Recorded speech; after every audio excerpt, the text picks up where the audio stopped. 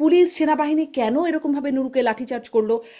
এটি তো আসলে এই সময়ের বাস্তবতায় উল্টাই হতে দেখি। যদি আমরা সেই যদি বলি মুক্তিযোদ্ধাদের যে একটা আয়োজন ছিল রিপোর্টার্স ইউনিটিতে, সেখানে দেখলাম যারা মব করলো, মবকারীদের কিছু করা হলো না, তারা বীর দর্পে চলে গেল, যারা আসলে আয়োজনটা করছিল তাদেরকে ধরে নিয়ে যাওয়া হলো পরে। আর এখানে আম, মানে বরাবরই এরকম আচরণ এখন দেখা যাচ্ছে, সেখানে এখানে এরকম পুলিশ সেনাবাহিনীর এরকম আচরণ আসলে কেন? শারমিন, এই প্রশ্নটা আমারও, কিন্তু আমি যে কারণে মাথা নাড়ছিলাম সেটা একটু বলি। নুরুল হককে যখন পেটানো হয়, এটার ভিডিও আমাদের সামনে আছে। আপনারা হুম। দুজন ঘটনাচক্রে এখানে একেবারে আইনের মানুষ, আইন পড়াশোনা করা মানুষ। পুলিশ বল প্রয়োগ করতে পারে, পুলিশ লাঠিচার্জ করতে পারে, পুলিশ গুলি করতে পারে, পুলিশ মানুষের প্রাণ সংহারও করার ক্ষমতা আছে, কারণ তার হাতে লেথাল ওয়েপনও আছে। এখন যে পরিস্থিতিতে বল প্রয়োগ করা হয়েছে, নূর কি পুলিশ বা যৌথ বাহিনীর উপরে কোনো থ্রেট তৈরি করছিলেন? আমরা ভিডিও দেখেছি, উত্তর হচ্ছে না। তিনি কি জনগণের জানমালের, ওনারা কি জাতীয় পার্টির অফিসের ওখানে এই কাজ করছিলেন যে তাকে নিবৃত্ত করার জন্য করা হচ্ছে? উত্তর হচ্ছে না। জাস্ট উনি সাধারণভাবে দাঁড়িয়েছিলেন যখন হামলা করা হয়। আমি একটা কথা খুব স্পষ্ট ভাবে বলি, নুরুল হক নূর যদি আইন শৃঙ্খলা রক্ষাকারী বাহিনীর উপরে হামলা করে ফেরত আসে এবং তাকে যদি তারা তার রিচে পেয়ে যায়, হুম। এবং নূর যদি তাদের মানে জীবন বা কোনো কিছু ঝুঁকি তৈরি না করে, তাকে গ্রেফতার করতে হবে, পেটালেও একদম। গ্রেফতার করতে হবে।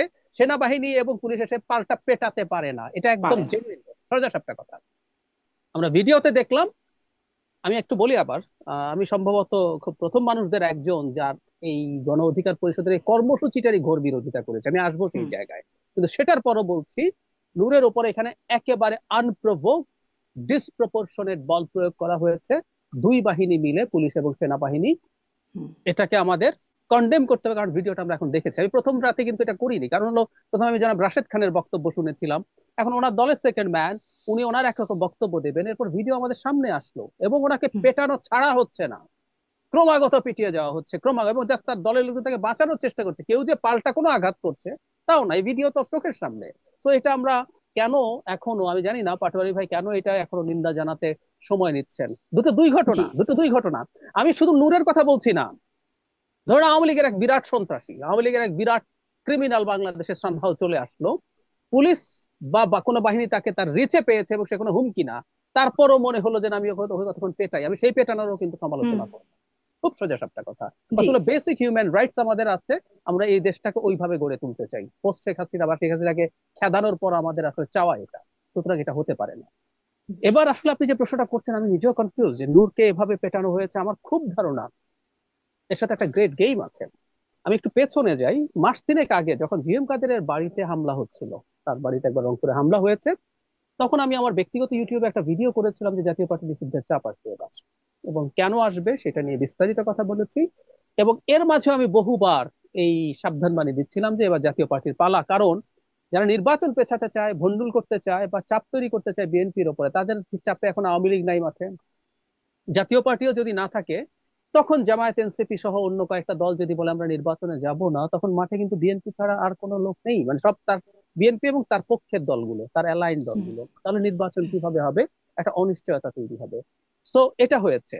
এখন এই দলের পক্ষ থেকে স্মারকলিপি নাকি দিয়েছেন তারা এক সময়, তারপরে এই যে গতকাল, তখন তারা যখন গেছেন ঘেরাও করতে, মিছিল করতে, এবং তারাই উস্কানি দিয়েছে, এই মিছিলটাই উস্কানি আমি মনে করি। জাতীয় পার্টি নিষিদ্ধ হবে কি হবে না এই সিদ্ধান্ত আখেরে সরকার নেবে। সেই জন্য প্রয়োজনে তারা সরকারের উপরে চাপ প্রয়োগ করবেন, বল প্রয়োগ করবেন। একদম। হ্যাঁ, সরকারের যমুনায় যাবেন, ওখানে যাবেন, সেখানে যাবেন, স্বরাষ্ট্র মন্ত্রণালয়ে যাবেন, যা যা যাওয়ার কথা আছে। জাতীয় পার্টি অফিসে যেতে পারেন না। এবং আমি এই প্রসঙ্গে, গতকালই শুরু হয়েছে, আজকে একেবারে মূল কার্যালয়ে আগুন দেওয়া হয়েছে, আমি খুব স্ট্রংলি কন্ডেম করি, একদম স্ট্রংলি কন্ডেম করি। জাতীয় পার্টি কাগজে কলমে ধরে নিচ্ছে, যদি নিষিদ্ধ হওয়ার যোগ্য হয়ে থাকে, তার নিষিদ্ধ হওয়ার আগ পর্যন্ত তার প্রত্যেকটা স্থাপনার নিরাপত্তার দায়িত্ব রাষ্ট্রের দেয়া জরুরি ছিল, সরকারের দেয়া জরুরি ছিল, সেটা হয় নাই। তো এখন আমি যেটা মনে করছি, নূরের উপরে এই হামলে পড়াটা জাতীয় পার্টি নিষিদ্ধের চাপটা বাড়ানোতে কাজে লেগেছে।